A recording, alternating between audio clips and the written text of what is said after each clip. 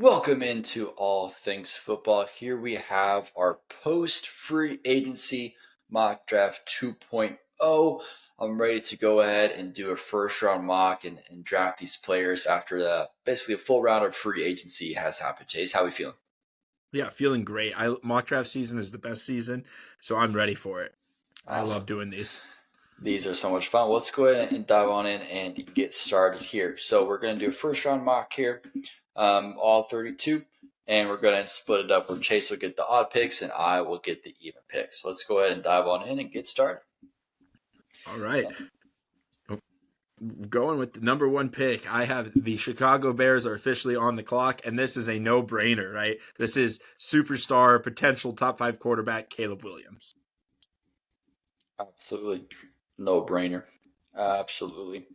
Alrighty, Washington Commanders now are up here on the clock.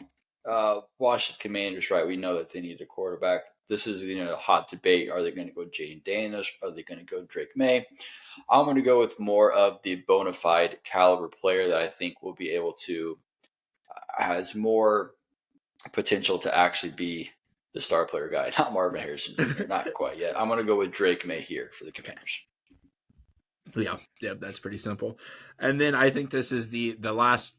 Well, maybe you could say the last give me pick. I'm going to go right, finish it up. The Patriots moved off of their quarterback this offseason. It's obvious they want a quarterback. I'm going to draft the Heisman winning Jaden Daniels.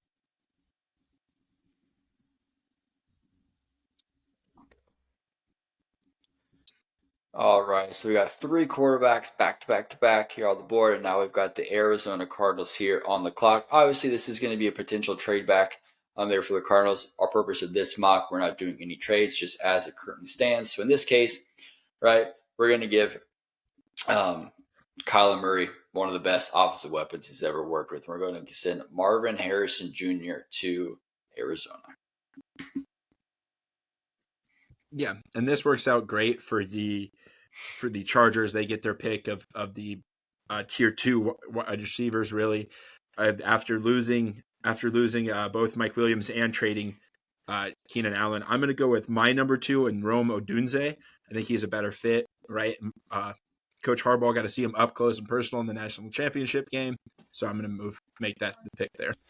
Love that pick, Rome Odunze. I mean, the guy just contested catches out the wazoo. I mean, Justin Herbert and him could be dynamic. I love that pick. Here at pick number 6, the New York Giants. The New York Giants need a lot of things here. Obviously, the Daniel Jones pick or the Daniel Jones extension was terrible. It's looking worse and worse every single day. So they could definitely go quarterback here, maybe reset that. But who's the quarterback going to throw the ball to? Chase, they have nobody there to receive the football. They got to take advantage of this wide receiver class, and they're going to get Malik Nabers here at pick number 6. Yeah. That's an easy. We had a run of quarterbacks. Now we've got a run of wide receivers, right? So that is about an easy. All 3 of those wide receivers would be wide receiver 1 in their own draft class, right? And go back past couple of years. Here we've got the Tennessee Titans. That's where the run of wide receivers stops after bringing in Calvin Ridley on such an elusive deal. There's not a wide receiver really willing to fall in that 7 range. They're going to bulk up that offensive line just like they did last year. I'm going with the best one left, Joe Alt. Absolutely. Narrowing down those tackle positions there to hopefully give Will Levis the protection for years to come. So now we got the Atlanta Falcons here on the clock. Now the Atlanta Falcons have been active in free agency, right? They've got a new quarterback in town. They want to get a new wide receiver to throw him the ball, or they want to beef up the defensive side. I'm going to go and see here and go. Obviously, we haven't had a single defensive player off the board yet. So they're going to get their pick of whoever their best player, defensive player on the board is. I've been saying for the past 2 seasons now they need to get better on defense. They got better on defense last year, better than I thought they were going to be. They're going to add to that here. They're going to get Dallas Turner out of Alabama to be their edge rusher here, pick number 8. Yeah, that's a great pick. They get their pick of premium pass rushers, and as we've seen in the past, you can't go wrong drafting an Alabama pass rusher. So going into pick number 9, Chicago gets a double dip here, right? I think they would like it if that run of receivers wouldn't have happened. They would have got their guy to Caleb Williams pair with, but the receiver room's not looking as bad as it has the past couple of years. I'm actually going to go with Tyrese Fugazi, the Oregon State tackle, right? protecting Caleb Williams solidifies the offensive line, right? Gives them 3 solid offensive linemen in Darnell Wright, Cam Whitmore, I think his name is, and then now Fugazi. You know how to say his name? Fuaga? Fuaga? Yeah, I I don't. mean, you're adding the S in there. I don't know why Yeah, I you're know. getting the S I know. But listen, I think here with the Chicago Bears at pick number 9, I think they could go 3 different positions there, and they would all be great picks, obviously depending on the picks that happen before them, right? If one of those top wide receivers is still there, I love grabbing one of those wide receivers, right? If Neighbors somehow falls or Dunze falls, I love that pick there. Obviously, getting a tackle as well, I love that pick. Shoring up, obviously, they went Darnell Wright last year, right? Their first round pick, adding another tackle here, one of these top tier talents, just to go as book and tackles, set up Caleb Williams for protection in the future. And they can even go defense, right? They can pick their best defensive player available, right? Depending on whatever the Falcons do, they can go interior defensive line. They could have got Jerzon Newton. They could go, with Sweat out of Texas. I mean, there's a lot of different options they can have to go there. I think either of those 3 positions, depending on where the draft board falls, would be great additions. But can't go wrong with getting a book and tackle to protect your franchise player. All righty, and now we've got the New York Jets here on the clock. Now, what the Jets should do is the Jets should take a tackle here. Do I believe they're going to do that in the actual draft? We'll see. But the Jets, right, they've got 2 aging tackles, right, 2 30-year-old tackles with injury concerns on both ends of the tackle. So protecting your also injured, quarterback and Aaron Rodgers. So they gotta seal up at least one side of those ends. And so, kind of take your pick of who you want. So I'm gonna go with Troy Fautanu out of Washington here to go ahead and protect that blind side there of Aaron Rodgers. Right. It brings me to the Minnesota Vikings, right? The surprising move of letting Kirk Cousins walk in free agency, making another trade. This looks like the Vikings will not have pick 11 come the actual draft, right? They acquired a draft to trade up. This one is going to be their quarterback that I believe they'll trade up for. I'm going J.J. McCarthy, the national championship quarterback. J.J. McCarthy is off the board, and this brings up Denver Broncos, who are also in need of a quarterback. They do not have a quarterback really on their roster. They decided to let Russell Wilson go, eating all the money, so they need a quarterback as well. I don't necessarily think this guy is a first-round talent, but what I do believe is I think if you were going to pair him with somebody, I think Sean Payton would probably be who I would pair him with, and that's going to be Bo Nix. Bo Nix, to me, is very stylistic, that of Drew Brees, that we did see Sean Payton have success with. And so to get a guy like Bo Nix in there that can really be the point guard of the offense, if you will, he's able to. Well, what he did at Oregon was basically just get the ball to his players and let his players do their thing. I don't know if there's any quarterback that had more passing yards that were due to yak yards in the entire college football over Bo Nix, and that's fine, right? Get the ball to your weapons and let them do their thing. And I think Sean Payton can help them out with that. So I got Bo Nix going to the Broncos. Yeah, now we've got the wildest drafting team in all of football, the Las Vegas Raiders, right? They need a quarterback. There's not a quarterback worthy, right? Michael Penix is really good. He's not getting picked 13th overall. I'm going to actually pull a wild card. I'm going to go Peyton Wilson, their linebacker, right there. They just hired a former linebacker. He said multiple times he wants to run the offense or the defense through a linebacker. They need help everywhere. Peyton Wilson's a side-to-side just demon, right? We've seen that with his 40 time. I think he slots in nice in that Raiders offense or defense. Yeah, love Peyton Wilson. Pick number 13 might be a little rich, in my taste for that. Going there, getting in there at 13, I think he could probably fall out of the first round. You could probably get him in the second. But listen, if he's your guy, he's your guy. And you should. That's if anything, that's what the Lions had taught me last year. Is whenever you have the guy, just go and get them, regardless of where where you're drafting him at. If you really love him, go and get him. So they really love Peyton Wilson. They'll go ahead and get him here. Here with the New Orleans Saints. I'm going to go ahead. So with the New Orleans Saints, let's be honest. They're, I think, probably one of the oldest teams, in the NFL right now. Cameron Jordan is old. He's not really the guy that we that we know of anymore. I'm going to send them Jared Verse. I'm going to draft Jared Verse out of Florida State to go to New Orleans. They need to get more talent there on the defensive side of the ball, get younger, especially there in the trenches. And so I really love Jared Verse, and I think he can add a lot of versatility there and take over for Cam Jordan, basically just take him out back out to the pasture and have him see better days. So I got Jared Verse there for the New Orleans Saints. Yes, if you guys been watching at all of our mock drafts or any of our regular podcasts, you know I am all in on Jared Verse. He's one of my favorite defenders in this. That is a great pick. I love that pick. Right now we're going with the Indianapolis Colts, and I'm rocking with the Colts. Were real heavy into the L'Jarius Sneed deals, right? It didn't come to a fruition. It turns out that the Colts didn't want to pay Sneed what he owed. I'm drafting the prototypical cornerback that they were looking for in Sneed, drafting them Quinyon Mitchell from Toledo, right? That lengthy press corner that was what Sneed was when he came out. They're getting him at a discount price here. Yeah. Hey, listen, I mean, the Colts, listen, there is a lot of wide receiver talent there in Houston or in the AFC South, right? We talked about Houston with Tank Dell, Nico Collins, obviously the trade that they made with for Stephon Diggs. You look at what the Jaguars have, not as much as before, but looking there at Christian Tennessee. Kirk's a baller. Christian Kirk, that's true. Gabe Davis, we'll see what happens with him. And also look over there at Tennessee, right? You got Calvin Ridley coming over. You already have D-Hop. So having a premier cornerback can go out there and compete with that is absolute must. And so I love that pick there for the Colts. Here for pick number 16 here on the clock, the Seattle Seahawks, who have been one of the best drafting players or teams here in a while. Mike Macdonald is the defensive coordinator now. I think he's going to want to go ahead and get his DNA, his hands into this team as quickly as possible. And there's no better way to do that than go ahead and basically dive into the defensive side of the ball. And they're going to grab Laiatu Latu out of UCLA.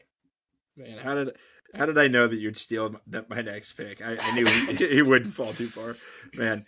All right, so with that pick done, that is a great pick. I think he is one of the most underrated prospects going into this draft. A lot of raw power. He's going to need to fall to a defensive guy that can work with him, but he got all the steps to become the number one edge in this draft.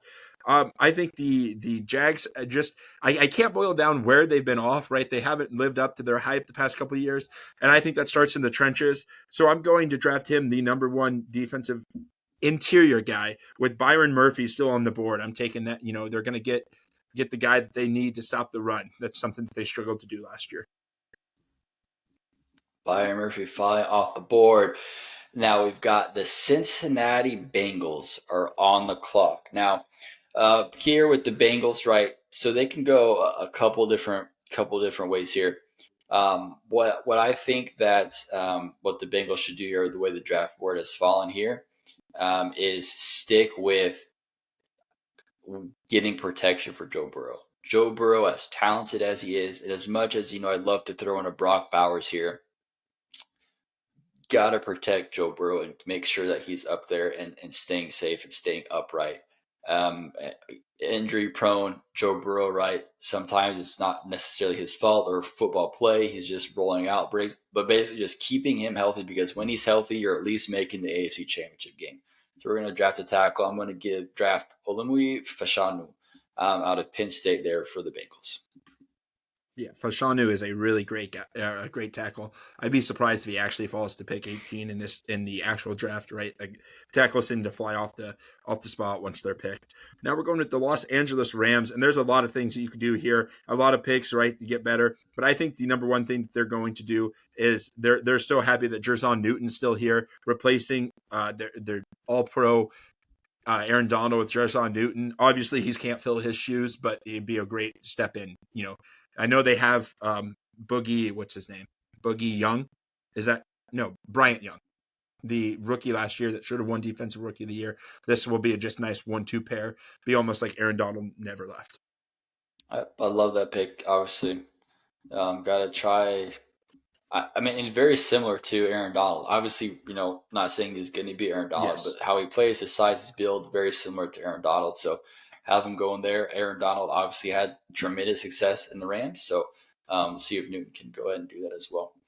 All right. So here now we're on the clock with the Pittsburgh Steelers. Now, here, basically, what the Steelers have a variety of different ways that they can go. Obviously, they made the trades and they've signed Russell Wilson, Justin Fields as their quarterbacks, right? So they kind of got the quarterback position, figured out at least for this season. So I don't think they're going to invest in a quarterback, especially with that bad taste of Kenny Pickett just a couple years ago that they've already moved off of. So I'm sticking here with them. And we're going to beef up their offensive line still. We're just going to keep giving Russell Wilson protection here. We're going to go and take J.C. Latham out of Alabama. Yeah, J.C. Latham is a really, really stud guy that is going to be an immediate impact in that offensive line for them. Going with the Miami Dolphins, and man, I really, really there's a guy that keeps falling down the board, the Brock Bowers. Can Mike McDaniel, can he restrain from drafting just another guy to add into his offense?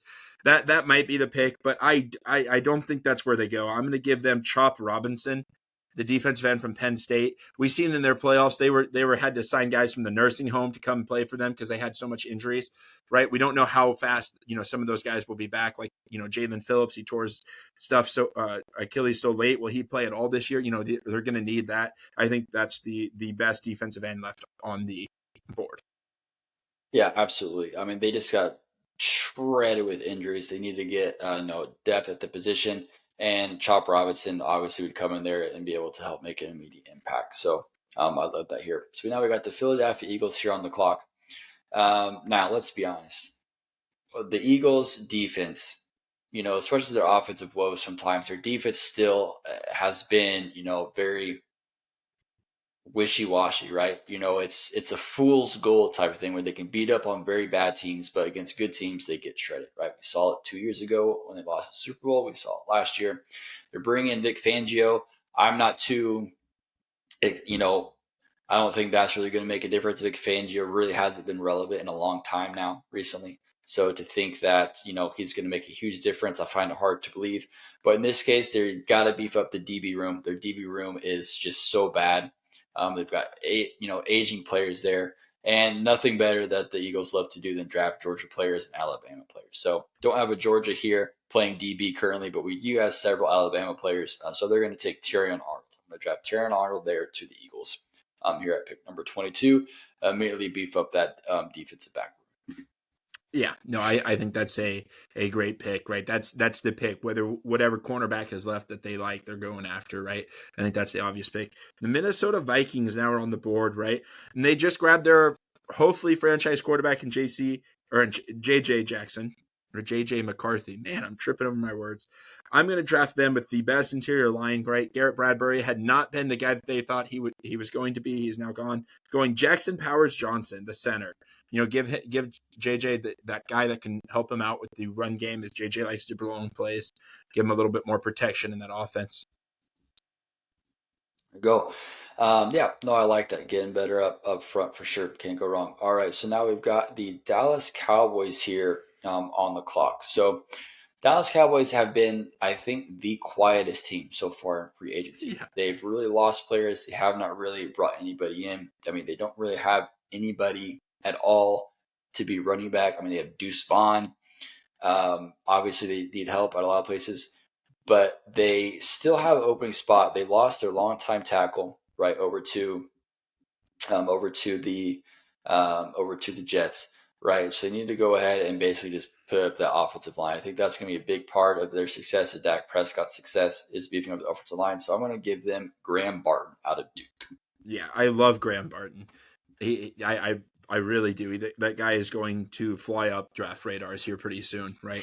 I wouldn't be surprised if he goes before a couple of those guys that we already drafted. So now I've got my hometown team, or not hometown, but my favorite team, the Green Bay Packers. And they've got a lot of areas. They just let go of their offensive tackle, longtime starter David Bakhtiari, who hasn't started for a long time. Really. Long-time starter, more like long-time bench rider. Yeah.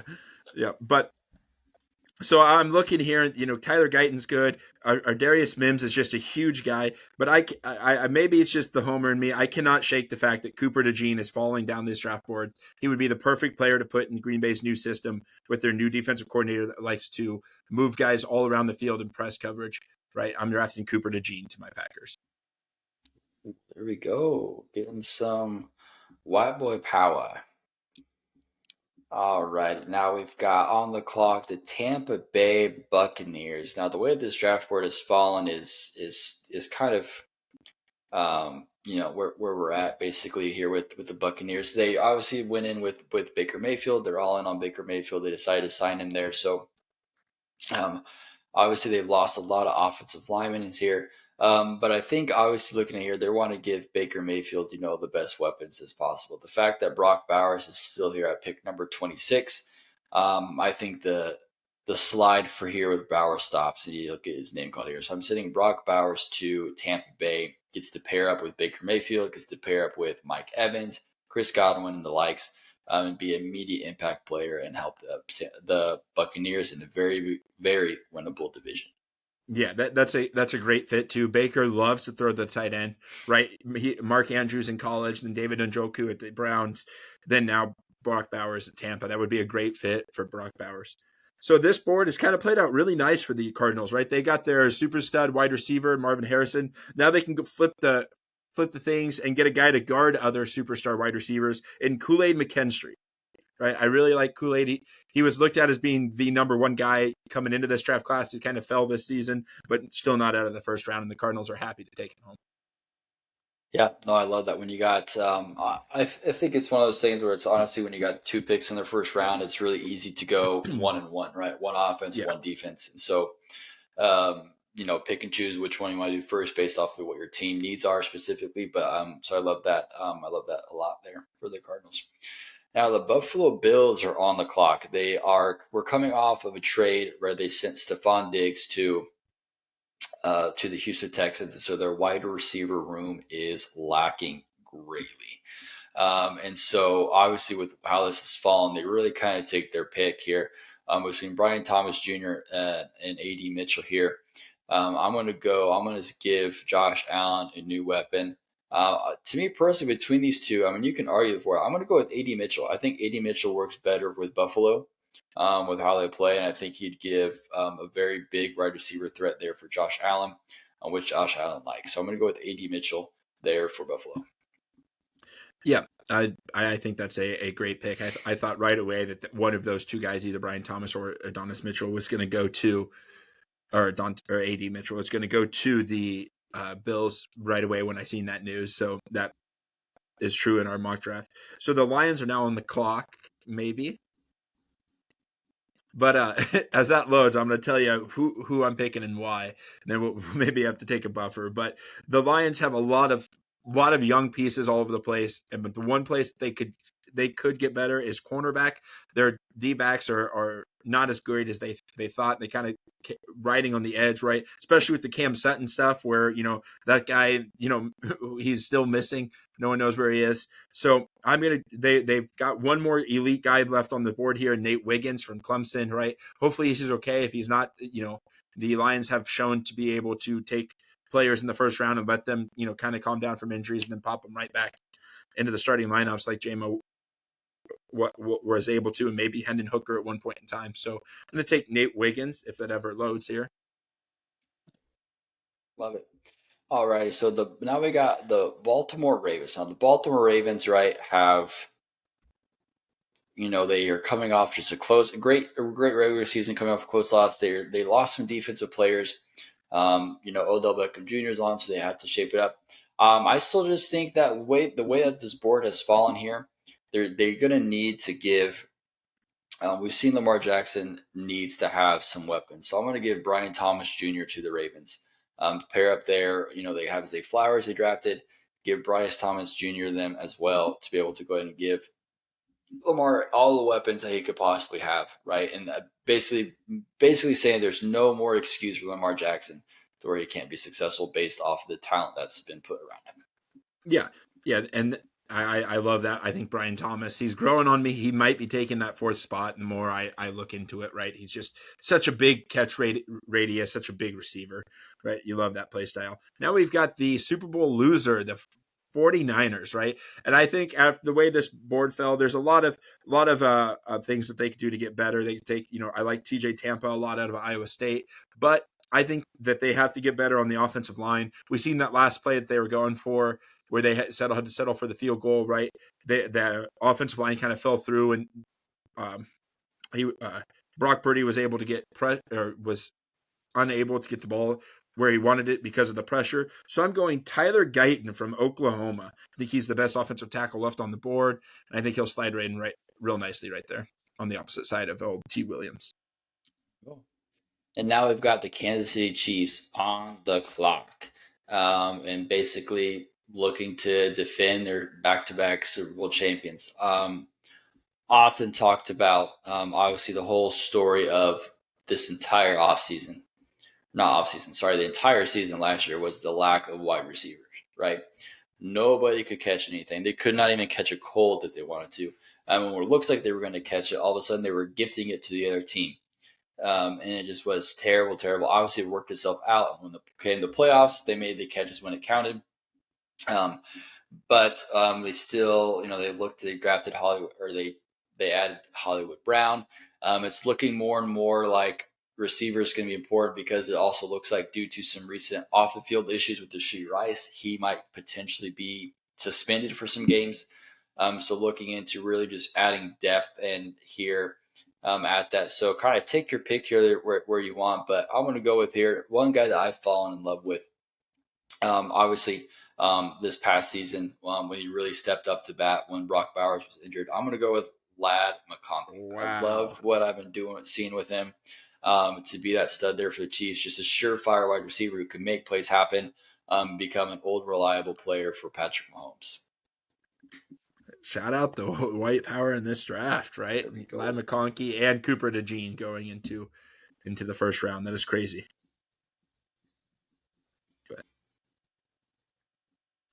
All right, so that is the first round here of our draft chase. Let's just take a quick look here, just some quick thoughts as we wrap it up here. What are your quick thoughts here of this mock draft 2.0 after post free agency?